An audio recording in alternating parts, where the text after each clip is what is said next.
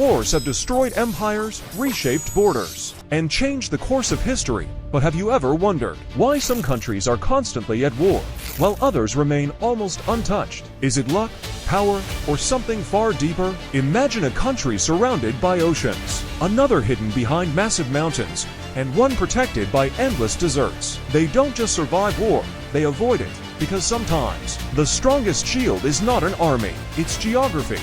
Welcome to Ranking Graphy.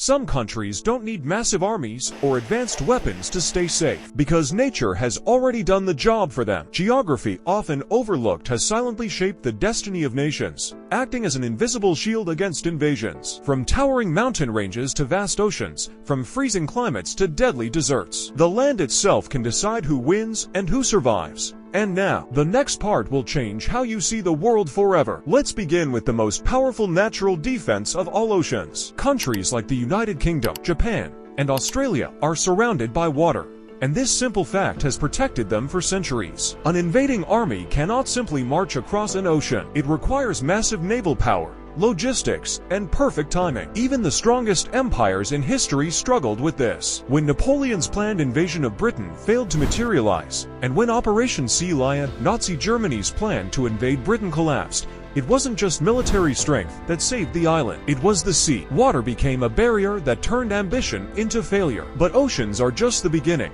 The next natural shield is even more intimidating: mountains. Towering, unforgiving, and nearly impossible to cross, mountain ranges have protected nations for centuries. Take Afghanistan, for example. Known as the graveyard of empires, it is surrounded by harsh terrain and dominated by the Hindu Kush. Empires like the British Empire, the Soviet Union, and even the United States struggled there not just because of resistance, but because the geography itself made control nearly impossible. Narrow passes, high altitudes, and extreme weather turn every movement into a challenge. Armies don't just fight enemies here, they fight the land itself. And now, the next reason will shock you. Deserts, often seen as empty and lifeless, are actually one of the strongest defenses a country can have. Endless, scorching heat and lack of water make large-scale invasions incredibly difficult. During World War II, campaigns in the Sahara Desert were not just battles between armies, they were battles against survival. Supply lines stretched thin, vehicles broke down, and soldiers faced conditions more dangerous than the enemy. Deserts don't just slow invasions, they break them. But the story doesn't end here. Climate itself can become a weapon. Some countries are protected not by barriers you can see, but by conditions you can barely survive. Russia is the perfect example. Its vast size and brutal winters have defeated some of history's greatest armies. When Napoleon's invasion of Russia pushed deep into Russian territory, the cold destroyed his forces more effectively than any army could. The same thing happened during Operation Barbarossa, where freezing temperatures, snow, and distance turned a powerful invasion into a devastating. In these moments, winter became Russia's greatest ally. And now, the most underrated defense of all: isolation. Some countries are protected simply because they are too far, too remote, or too difficult to reach. Places like Iceland or New Zealand are not just peaceful by chance, their location makes large-scale conflict unlikely. Distance reduces strategic value, increases costs, and discourages aggression. Sometimes, being far away from everything is the safest place to be. But here's the truth: geography does not make a country invincible. It only makes war harder, slower, and more expensive. Technology has reduced some of these barriers. Missiles can cross oceans, aircraft can fly over mountains,